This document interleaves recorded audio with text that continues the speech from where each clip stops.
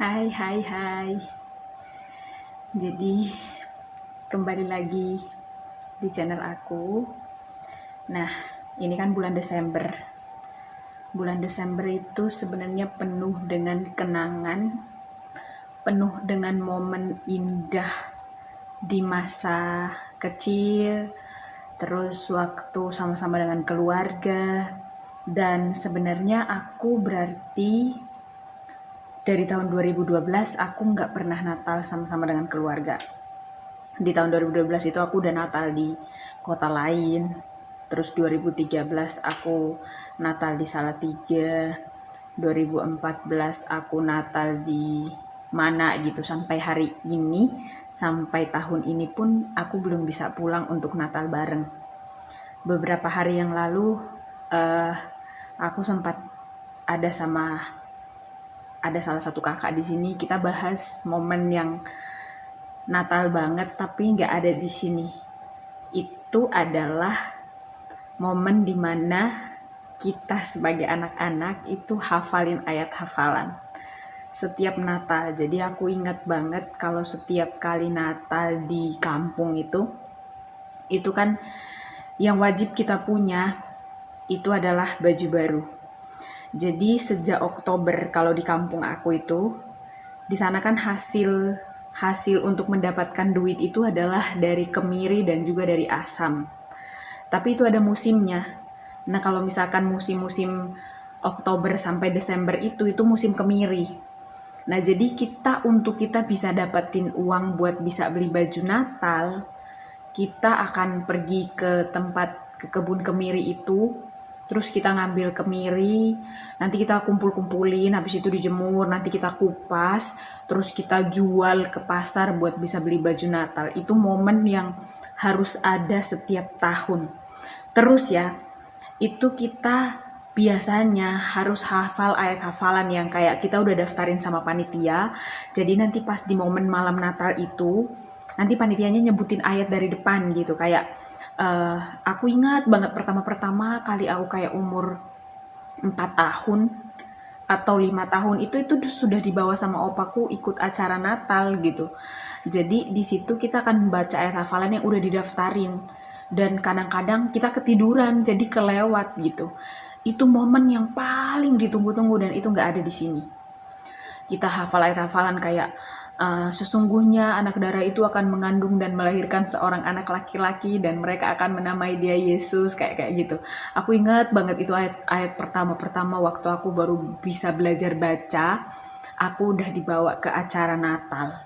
Dan momen lainnya adalah Natal di sana, di kampungku, pasti tanggal 25. Itu prediksinya adalah semua orang yang merantau itu udah pulang semua.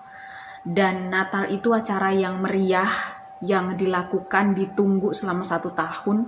Dan di situ kita pasti akan mengenang banyak momen di situ.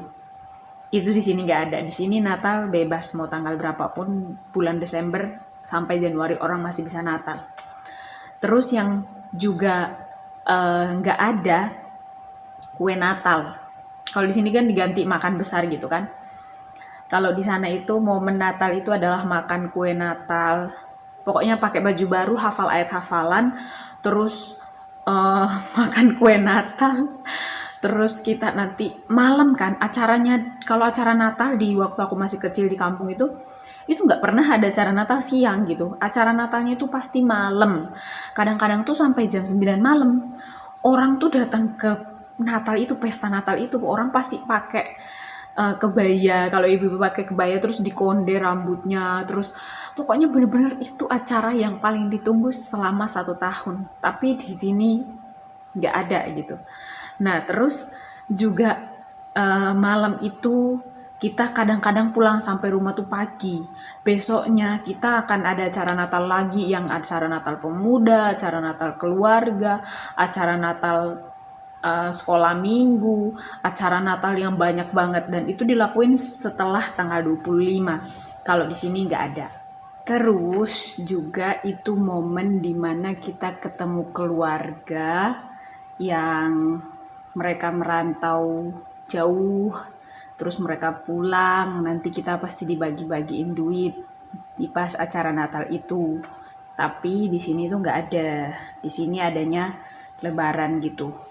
Terus orang tuh pasti keliling buat ngucapin selamat Natal, apalagi sampai tahun baru. Tahun baru itu kayak eh, kita bisa jalan kaki bareng-bareng keliling rumah keluarga, rumah warga gitu, kayak kita datang ngucapin selamat tahun baru, terus habis itu kita makan kue yang wajib ada di rumah setiap kali Natal dan tahun baru.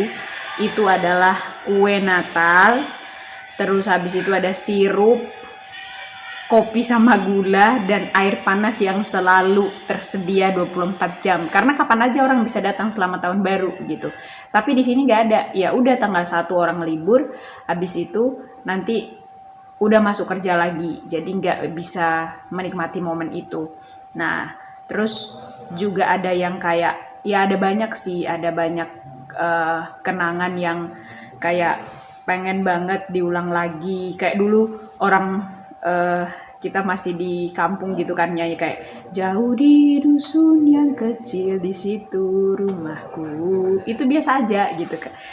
Tapi pas lagi udah jauh gini terus kayak nyanyi lagu itu, ya emang bener banget gitu, kayak ada pengen ngulang lagi, pengen ngulangin kenangan yang itu, cuman kayak bisa karena udah jauh. Jadi ada banyak banget momen Natal yang ada di sana yang itu ngena banget, tapi di sini nggak ada. Bahkan kalau misalkan acara Natal itu anak-anak itu dikasih porsi lebih, dalam arti kita dilibatkan dalam banyak hal. Kita disuruh bawa lilin aja ya, buat ngasih ke orang-orang yang diundang buat bakar lilin di depan itu aja.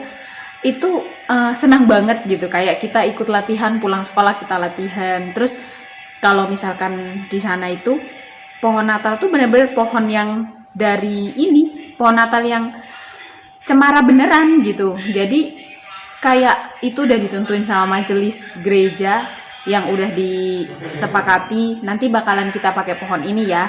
Mereka milih terus dipasang. Kalau ini kan pohon Natal yang dipakai bertahun-tahun, yang plastik gitu. Nah, habis itu juga kayak anak-anak itu kita ada tuh kayak momen dimana kita harus ngasih persembahan, tapi persembahan itu disesuaikan, ada 12 mangkok gitu, terus ditutupin kain kayak sapu tangan gitu, kayak kain renda-renda itu ditutupin gitu. Terus nanti kita masukin persembahan itu, kita hafal ayat-hafalan atau kita nyanyi atau kita apalah yang bisa anak-anak lakuin biasanya. Terus kita masukin persembahan tuh di piring-piring itu.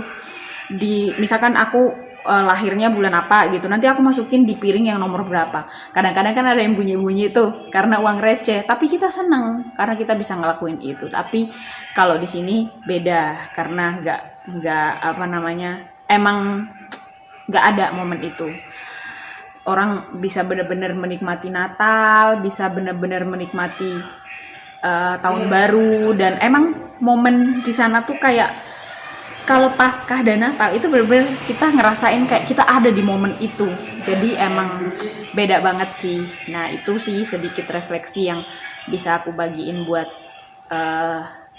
teman-teman soal perbedaan apa Natal, apa yang ada yang kita paling rindukan di waktu masih kecil dibanding dengan Natal di zaman sekarang.